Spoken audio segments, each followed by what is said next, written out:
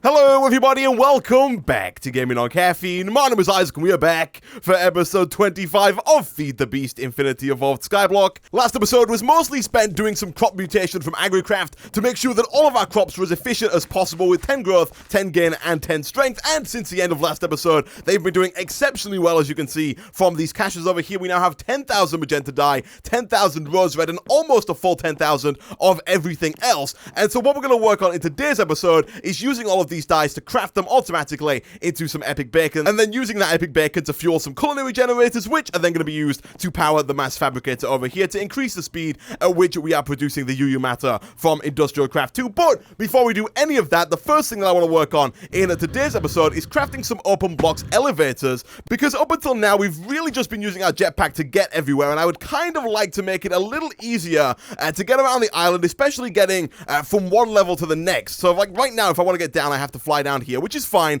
I just drop down. But then if I want to get back up, I either have to fly around or I have to try and fit through this little hole, which is not all too hard, but it's a bit of a pain sometimes to try and get up there. And I've also gone ahead and created a new little platform just beneath this kind of like central platform here, between all of the farms, just so that we've got a little bit more room to put all of the machines that we're going to use to auto-craft the epic bacon and automate the process of sending all that stuff to the culinary generator. And so just to make life a little bit easier, we're going to go ahead and make some elevators from open blocks. The recipe for these is super simple. It hasn't changed in expert mode whatsoever. All you need is 8 wool surrounding an ender pearl, so we stick an ender pearl in the middle. That gets us 4 elevator blocks. For now, I'm going to put one right about here on the bottom end of where this hole is, and then put one directly above it right about here. For those who don't know how these work, basically you can walk over them, you can press spacebar to go up, and then hold shift to go down, and they basically just make it easier to get between platforms. I'm going to do the exact same thing over here with this platform. We'll put one right about here. I don't want it to be too far back because we are going to have a couple of machines kind of in this space here, mostly the cyclic assembler and the surrounding pipes connecting all of the dyes to the cyclic assembler. And that kind of takes me to how we're going to automate the crafting of our epic bacon. I'm going to use cyclic assemblers. There are a few ways we could have done this. We could have used logistics pipes if we'd have wanted to. We could have set up a logistics pipes crafting table over here with the epic bacon in it, and then have it set up so that the logistics pipe system requests that the epic bacon be crafted and sent to the culinary generator. That's not what we're going to do. We are going to do that eventually for auto crafting fertilizer and sending it to the fertilizer, but for crafting the epic bacon, I'm going to use the thermal expansion cyclic assemblers. But before we can actually start auto crafting the epic bacon, we are still missing one of the key ingredients for making the epic bacon, and that is the purple dye. Right now, we have all of the dyes here apart from purple dye, and in order to get the purple dye, we have to craft together some of our lapis lazuli and some of our rose red, but we have to do it in a way that doesn't use up all of the lapis lazuli and rose red, turning it all into purple dye. We have to kind of moderate it a little bit to make sure that we still have enough lapis and enough rose red to craft the epic bacon itself. So what I'm going to do is I'm going to come up here,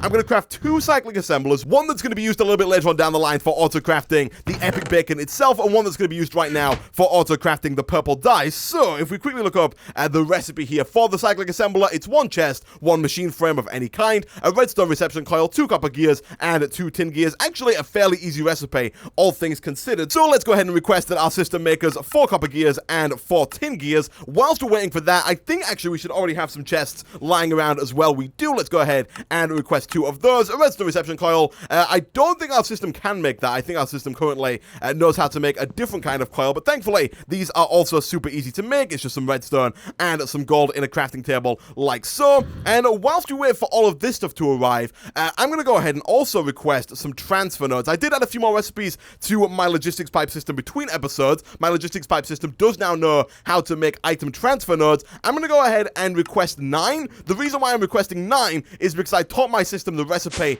that uses an ender pearl and actually crafts 4 transfer nodes at a time, and so we had one in the system. If I request 9, that gives it a nice even number to craft, and we'll just send them all up through to me. And basically what I'm going to do here is I'm going to move one of these caches, that being the one that contains lapis, and I'm going to put it down on the outside edge. I'm basically just going to swap its position. Oh my goodness, let me get rid of this guy. I'm basically just going to swap its position with the magenta dye just to make it a little easier to send it all through to the cyclic assembler, which is going to be up here somewhere.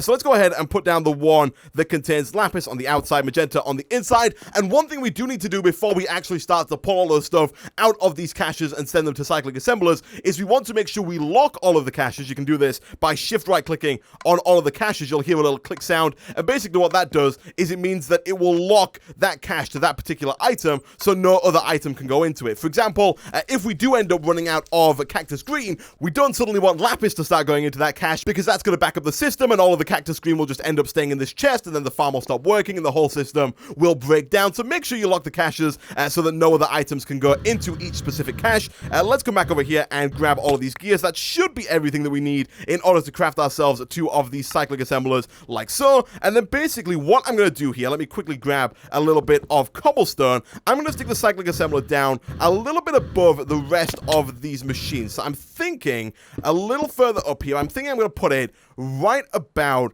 there, and you'll kind of see why in a second, but I'm going to put that there. I'm going to grab another cache real quick, which is going to be used to hold all of the purple dye, and I do apologize if my voice sounds a little bit croaky. I do have a bit of a cough right now, and I might have to cut away every couple of minutes to actually go ahead and cough here, but a cache is super easy to make. It's just some tin surrounding some oak wood. Let's take that and let's stick it down at the bottom between the cactus green and the orange dye. It's going to go right about there, and that's going to store all of our purple dye. And the way we're going to do this, did we pick up all of the transfer nodes? We did. The way we're going to do this, we're going to have a transfer node set to pull lapis out of here and pull rose red out of here. But instead of having that just go directly through to the cyclic assembler, what we're going to do instead is we're going to use a special type of pipe from Extra Utilities called the rationing pipe, which is only going to allow 1 stack of rose red and 1 stack of lapis to be sent to the cyclic assembler at any given time. So the rationing pipe, super easy to make. It's just 6 stone slabs, 2 glass, and 1 piece of lapis lazuli. I did teach my system how to make both stone and stone slabs, so we should just be able to go ahead and request a couple of those. We already have 16 lying around, so getting 6 of those is going to be super easy. Glass, we should also have lying around, and we do. And then for lapis, I will just go ahead and grab one from over here. It's a lot quicker than requesting it through the logistics pipe system, and this is the same pipe that we're going to end up using for the other cyclic assembler to make sure that we don't fill it up on any one particular dye, and instead can have all 8 of the dyes required in order to make the epic bacon in at any given time. So if we were to go ahead and do something like this, put a rationing pipe down on both sides, make sure that both of these sides here are set to input, so make sure they are blue, and I'm going to turn the rest of the sides off for now, apart from the bottom one, which is going to be orange, because that's where the output's going to be. We're going to have a pipe come down and connect up right about there. Let me quickly grab a couple of the transfer pipes. I think we have some lying around right about there. Not quite sure what there's like a glitch here with the head of this character going white. Not quite sure what that is. Also, a bit off topic, but there is another glitch that I'm having over here as well. The redstone coil here has like a red background occasionally, and then the lumium dust also has that weird yellow background, but if I get rid of the machine chassis out of this item frame, they both go away. I'm not quite sure what that's about. It's a bit of a weird bug, but I guess that's a thing.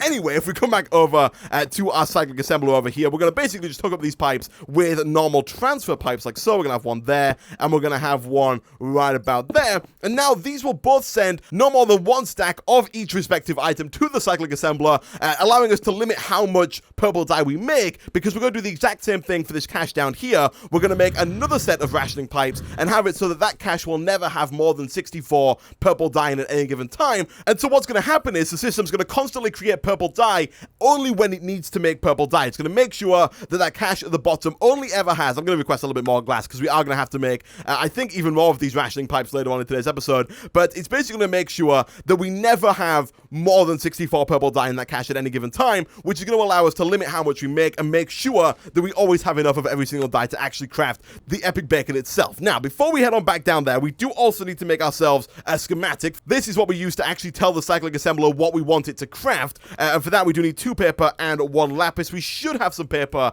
lying around already. We do. I'm going to request all 4 because, of course, we are going to have to make a second schematic for the second cyclic assembler for actually making the epic bacon itself. So let's go ahead and grab that. Let's come over to our crafting station, patiently wait for the paper. Once it arrives, craft up the 2 schematics, and now what we should be able to do is, if we head on back over here, we can tell the cyclic assembler that we want it to craft that lapis lazuli and that red dye into purple dye. All we got to do is put the schematic into the cyclic assembler, come over to the schematic tab, and then in there, go ahead and say that rose red plus lapis lazuli, you can see how fast it's filling up that 64 there, equals purple dye. Give it a tick, and then we're going to put another transfer node right about there with a ration pipe there, and what that's going to do is that's going to make sure that there is never any more than 64 purple dye in this bottom chest here. It's also going to try and put it into this cache and this cache as well, which is why we locked them earlier on, to make sure that purple dye never ends up in either of these caches. But all we need to do now is actually provide some power to this cyclic assembler. So let me quickly run away and grab some more flux ducts. So now that the cyclic assembler has some power, it's going to start turning all of that rose red and lapis lazuli into purple dye. It's doing it very, very quickly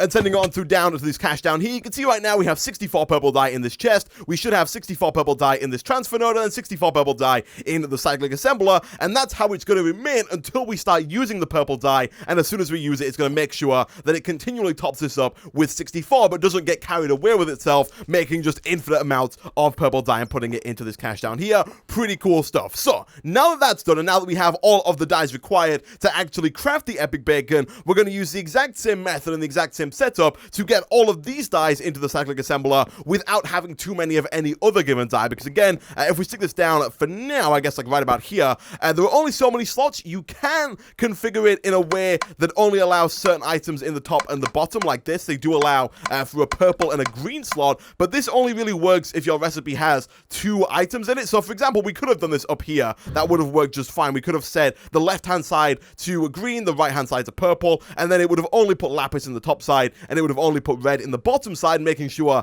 that there is always enough lapis and rose red to craft the purple dye. But I kind of want to do it just as a proof of concept for what we're going to do down here, because right now we're going to have a crafting recipe that has a lot more than just 2 components, and so we do have to use these rationing pipes. Now, the tricky bit about all of this is we're going to actually be getting all of the dyes out of their respective caches and into the cyclic assembler without interfering with any other pipes that we have lying around already. Okay, so a little tinkering around later, and we have this monstrosity here. It's a little bit of a mess, and it could probably be set up in a way to make it look a lot nicer and be a lot less crowded, but basically the essential idea of this setup is that all of the items in all of the caches can now be pulled out and sent around to the cyclic assembler without interfering with any other pipes that are currently in use for other systems. For example, the pipe that's taking water to the sprinklers, the pipes that are taking stuff from this chest and putting them into the caches in the first place, or the pipes that are taking the purple dye out of this cyclic assembler and putting it into this cache down here. So I've pretty much hooked up everything apart from the red and the blue dye here. I think, if I'm not mistaken, I should just be able to do something like this and cover it up there, and that should work out just fine. So now all of the blue dye and the red dye that's not going to this cyclic assembler should go down back under here. It's kind of hard to see, but then we have these transfer nodes here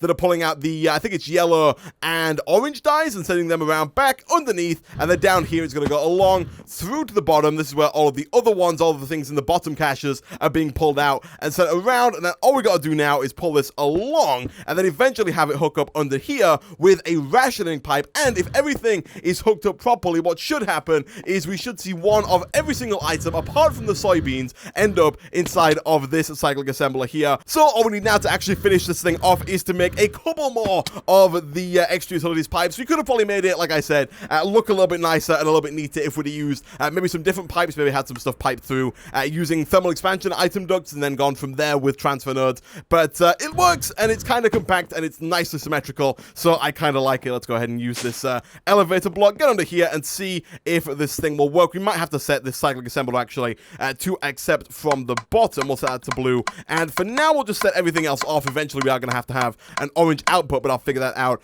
in a little while. So if we do that, we should hopefully now, and I made these elevators, I haven't been using them throughout the course of the episode, start to get a stack of every single one of these items. Now, it might take a little while because, of course, the transfer nodes, the way they work is they search for inventories that they can put stuff into, and so if we want to make this a little bit faster, we are going to have to put some of the speed upgrades into here, but hopefully we should end up with, I think it's 7 dyes, 1, 2, 3, 4, 5, 6, 7, yeah, we should end up with 7 dyes in here, and all we're waiting for now is the firm tofu, which is a completely different setup in and of itself, because in order to turn these soybeans that we have into firm tofu, we are going to need a presser from Pam's Harvest Craft. I think we looked at this at the end of last episode, possibly not, but the way that we make this is with 4 iron, 1 piston, and then 4 seeds. We need celery seeds, asparagus seeds, oat seeds, and cabbage seeds, and much like all of the other seeds in the game, in order to get these, we have to crossbreed using AgriCraft. For example, to make celery seeds, it's wheat seeds and allium seeds. We have both of these, and doing this one is fairly easy. Some of them are not so easy. For example, oats require corn and rice. Corn is barley and rye. Rye we already have. Barley we already have. Cabbage is broccoli and lettuce. Broccoli is lettuce and daisy. It's a bit of a pain, it's a bit of a hassle, but I have done it, and we have all of these seeds lying around in this chest over here. I had to set up a dedicated chest for all of the seeds that we were getting because my inventory was just becoming ridiculously full with all of the stuff that we needed. For example, it's becoming ridiculously full right now with just random junk that we do not need to be carrying around. Let me go ahead, get rid of that. Is this working? 1, 2, 3, 4, 5, 6. We are missing, what, cactus green? Is that the one that's not coming through? And if so, and if not, why is it not coming through? That is this one here, right? Oh, no, that's purple dye. Oh, okay, so that's all right, so we need to stick one more transfer node down right about there, and that should send through the cactus green to the cyclic assembler, at which point we have all of the items that we need, and the system is working exactly as intended. Like I said before, it's not going to send any more than a stack of any of these at any given time. So, let's come back over here. Which seeds do we need? We need celery seeds, we need cabbage seeds, we need, I think, asparagus seeds. Where are those ones at? Asparagus, and also, is it lettuce, cabbage? Oh, no, we need oat seeds as well. Oat seeds are these ones over here. We are going to need more than one presser in order for this to work, because we need the first presser to turn the normal soybeans that we have into silken tofu, and then a second presser to turn that silken tofu into firm tofu, which we're then going to use to craft the epic bacon. And the presses are actually fairly slow. They don't require any power, which is pretty good, but they're very slow at actually turning the soybeans into tofu and then into firm tofu. And so I would like to set up a couple of these so we can try and make the system just a little bit faster. So what I'm going to do real quick here is I'm not just going to use these 4 that we have to make one presser, because otherwise I would have to go ahead and make all of these seeds again, which I absolutely 100% do not want to do. And so what I'm going to do instead is we're going to make some more crop sticks, and we're just going to quickly duplicate these. I thought I had some lying around in there. We're just going to quickly duplicate these. Super simple to do, as we've done pretty much a lot throughout the last couple of episodes. If we just put that down there and then do something like this, if we plant, for example, oat seeds, go ahead and fertilize them up to full growth, and then fertilize the double layered crop sticks like so, we get more oat seeds, which we can then go ahead. Oh, did we not get oats just then? Did we get... Yeah, no, we did. We got more oat seeds. Good stuff. So we can go ahead and get more oat seeds. I'm going to go away. I'm going to do the exact same thing for asparagus, cabbage, and celery seeds. I'm probably going to get like 5 or 6 of each of them, and I'm going to go ahead and craft up all the presses, and I'll be back in a second.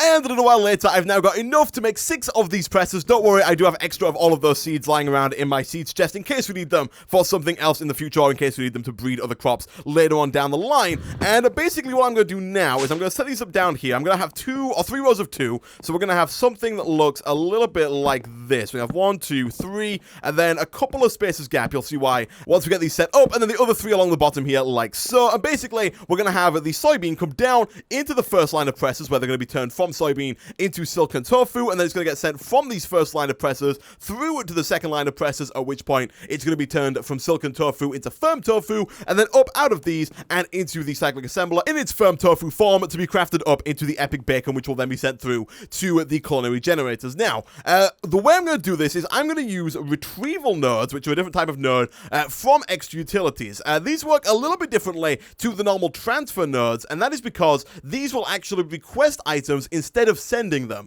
And so what we're going to do is we're going to put retrieval nodes onto these presses. We're then going to hook those up to this piping system that we have right here. And you'll notice that I don't have a transfer node on the cache for soybeans, and that's because I don't want the soybeans going directly to the cyclic assembler over here. Instead, what I want is I want the system to realize that it's got soybeans. What it'll do is it'll see that it has a pipe that is connected to soybeans, and then when the retrieval nodes are set up to request those soybeans, it will pull them from that cache, put them into the presser, and then we'll do the same thing for these guys over here. We'll have retrieval nodes on the bottom of those that are going to request the silken tofu from these presses over here. So, the recipe for the retrieval node is a little bit pricey, and it does require the QED, which we did make at the very end of last episode, because we're also going to need to use this for crafting the 8x version of the culinary generators. But like I mentioned at the end of last episode, this thing doesn't run on redstone flux, and in its current form is 100% useless, because what we need to do is we need to make some ender flux crystals to power this thing. So the way that ender flux crystals are made, they look pretty scary, but they're actually fairly easy to make. It's 4 ender infused obsidian, which is just ender pearls and obsidian, super easy to do. It's 1 diamond etched computational matrix, which sounds very expensive, but again, it's more ender infused obsidian, some diamonds, which we have in abundance, and then some burnt quartz, which is a block of quartz smelted up. We have a ton of quartz thanks to the sifting system that we have for our soul sand. And then finally, we have these basic gates from Buildcraft Transport. Now, these confused me a little bit when I was trying to look up the recipe between episodes, because if you click on the basic basic gate here in the recipe for the Ender Flux Crystal, it says that the way you make it is in an integration table, which is not true. Usually when you click on an item, like I'm doing right now for Ender Infused Obsidian, it tells you the recipe. But this is not the recipe for a basic gate. In fact, if you type in basic gate into NEI and then click on it, it's a really easy recipe. It's 1 redstone chipset and 1 red pipe wire. Red pipe wire is just red dye, redstone, and iron. Not quite sure what the issue is there. It's like a little bug that's not showing the recipe when you click on it through the Ender Flux Crystal, which really confused me. I was like, how do we make this in an integration table? But we're going to go ahead. We're going to grab some redstone, grab some iron. These pipes do not require a lot of redstone flux whatsoever and should craft super quickly when we request them in here. Once all these lasers are online, they should craft ridiculously fast. We actually don't even need that many of them. So let's go ahead and take the 24 that we've crafted, grab some of our redstone chipsets, throw both of these into the assembly table here, and the Fluix crystals kind of work in a very similar way. Let me go ahead and just click on basic gate there. The Ender Flux crystals work in a very similar way to this setup right here. The Ender Flux crystals go around the QED, but instead of requiring redstone flux like the lasers do here, the Ender Flux crystals just don't require any power whatsoever, which is pretty cool. It's a completely free craft, but they're a little more expensive to actually make in the first place. So let's come on around here. Let's grab some of our quartz. We should really increase the size of this chest here. I did go ahead and craft up a bunch of blocks of quartz just to make room for more sifting. I should probably set up some form of cache or barrel or storage drawer over here so we can actually store a lot of the nether quartz, gas tiers, and quartz that's coming out of that system. But I'll do that between episodes if I do set it up. Let's go ahead and smelt you up in there. We can take that iron out and use that later. That's going to get us all of the burnt quartz that we need. Whilst we're waiting for that, let's grab some ender pearls and let's grab some obsidian. I do want to make quite a few of these Ender Flux crystals. You only need 1 for the system to actually start to work, but if you want it to work at any kind of reasonable speed, you're going to have to make a couple of them. So let's go ahead and grab 2 of these basic gates. That's going to be enough to make 2 of these Ender Flux crystals for now. So let's go ahead and craft up basically just all of that. And then let's go ahead and grab some diamonds. Let's grab some of the burnt quartz. Let's also go ahead and eat some applesauce so we can start to move a bit quicker.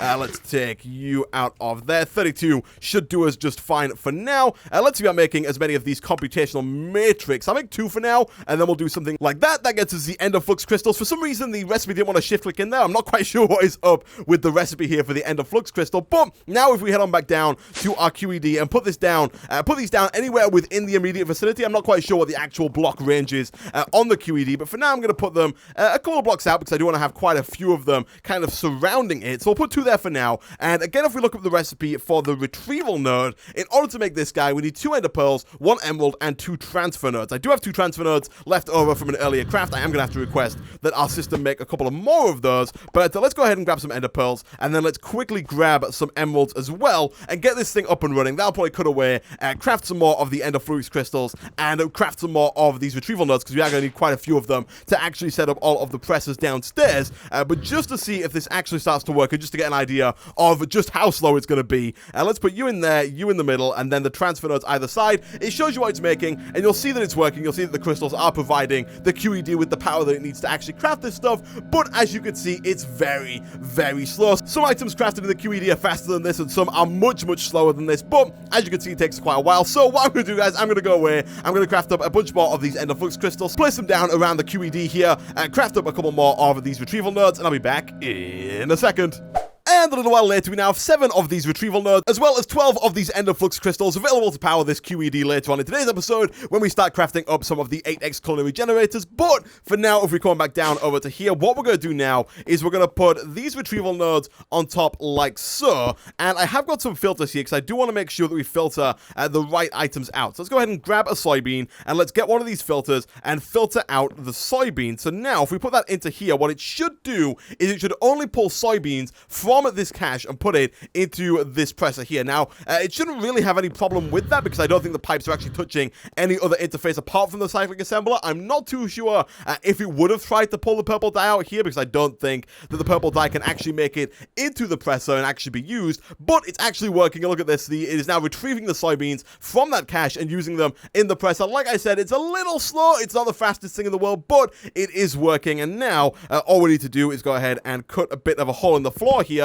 It's a little weird because you have to pull out from the bottom of these. You can't pull from the sides, I don't think. Well, at least when I tested it, I couldn't pull out from the sides. I could only pull out from the bottom and input from the top. And so what I'm going to do here is I want that not to be a thing. So I'm going to have to like kind of try and disconnect that. Can I just do that via... No, I can't do that there. Okay, so let's get this back to default. Let's quickly go and craft up a couple more wooden covers. And let's stop that connecting right about there. Let's also go ahead and... I think I need to wrench that again because it looked like it didn't quite get back to default. It looked like there were a bit of an issue there. Yeah, it's still white. I don't want it to be white. I want it to be standard color like that. Okay, so you're going to have a few of these coming across, I think, out to like there. Should be fine, but they're going to have that come across and down and connect up like so. And again, we want to filter this. Actually, for now, we don't need to filter this out. This should just request, it should just pull the silk and tofu that is there and put it into there. You can see it has got soybean, what it did when I connected it up there. It pulled in soybean. That's not working. Let me see about filtering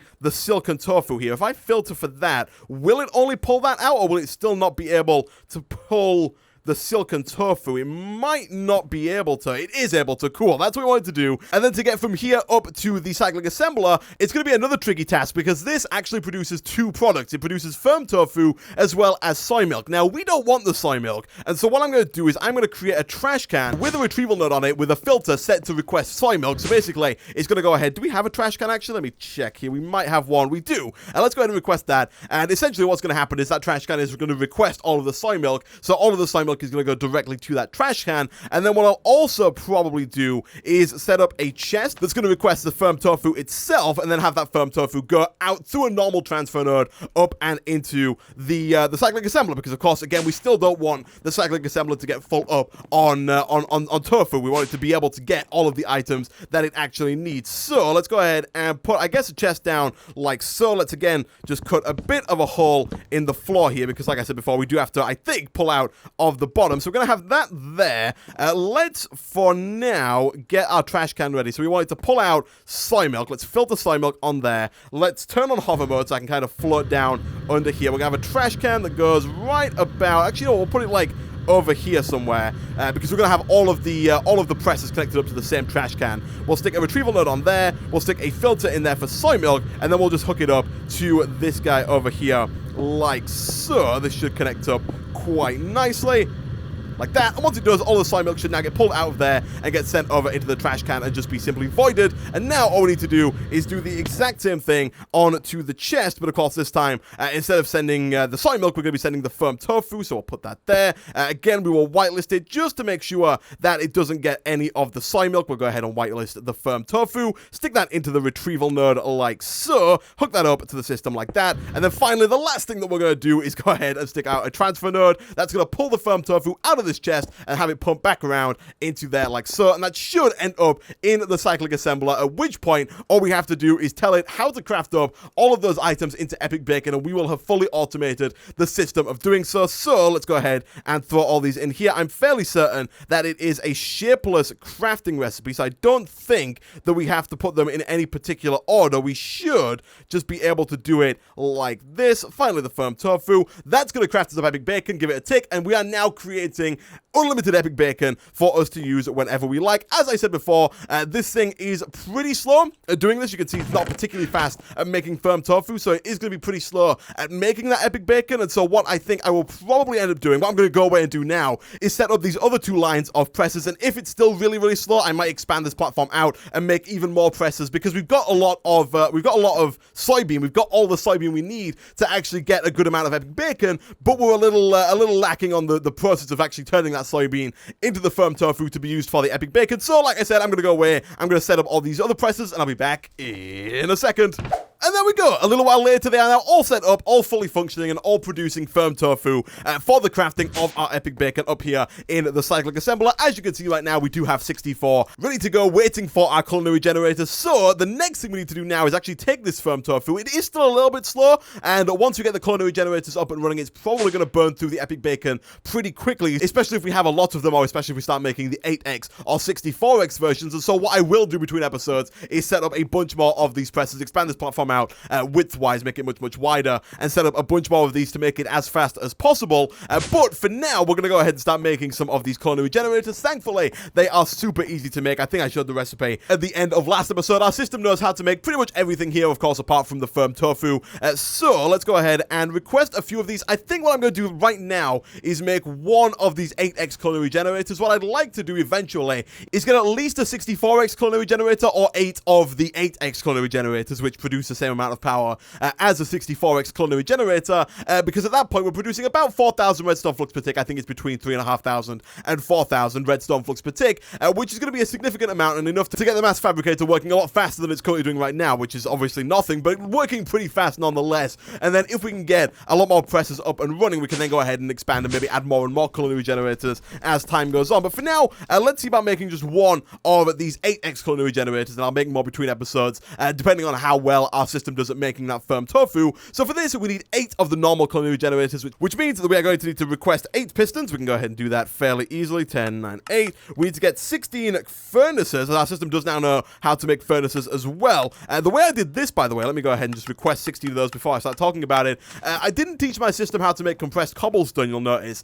What I did instead is I removed the barrel. You'll notice that the barrel that used to contain cobblestone over there is now sitting down in this corner over here. It serves no purpose there. It's just kind of there in case I need cobblestone. But what I did instead is I moved the provider logistics pipes to the storage drawer, the compacting drawer that's up here, because now if it wants compressed cobblestone, all it has to do is just pull it from here, much like it would do if it wanted normal cobblestone, or if it wanted double cobblestone. It could do all of them from this one compacting drawer, which I thought was pretty neat and a nice way to not have to use a logistics crafting table to teach you how to make compressed cobblestone. So that's got us the pistons, that's got us the furnace. What else are we missing? We need iron gears, which I should have probably requested first, because they are going to take by far the longest to craft. We'll go ahead and request 8 of those. And other than that, it's just redstone and firm tofu, which are going to be super easy to do.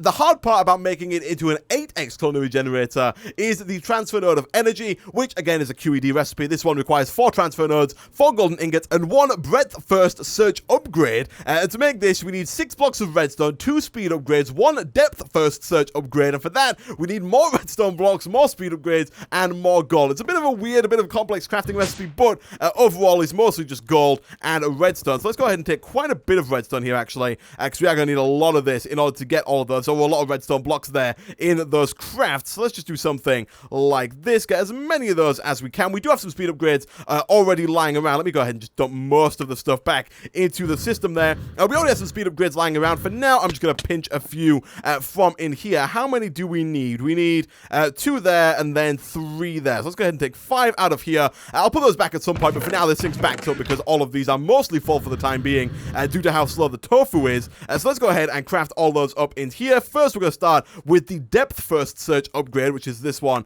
right there. Once we grab ourselves a little bit of gold, once we got that, we can come back over here. Depth first search upgrade, super easy to do. And then finally, the breadth first search upgrade is also super easy to do. We got 7 transfer nodes, so more than enough to do that part of the recipe. And then finally, all we need is more golden ingots. We have all of those as well. So if we head on back over to our QED, hopefully this will craft these up fairly quickly because we now have 12 of these ender flux crystals sitting around it. So if we put these in the corners like so, we'll put the breadth first search upgrade in the middle and then put the gold in the sides around it. And that is apparently the wrong way around. Is it like this?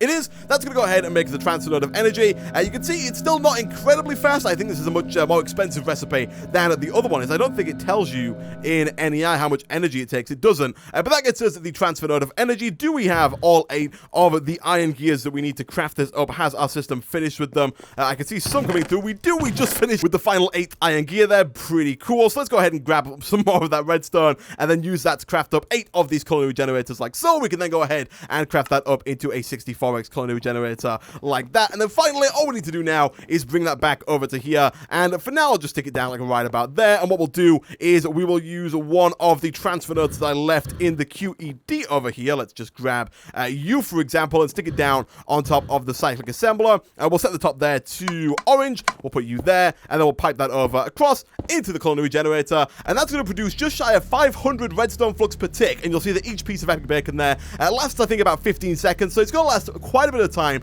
but once we get a lot of these up and running, that's going to tear through Epic Bacon pretty quickly, about 16 seconds actually, looking at that. But that's the basic idea of this setup that we've spent so long actually getting up and running. It's now essentially unlimited power. This thing will just kind of self-sustain itself with all of the stuff being grown for us. We are missing Cactus Green over there. It's being a little slow. What I probably should do is invest in some more of these speed upgrades, get some more of these.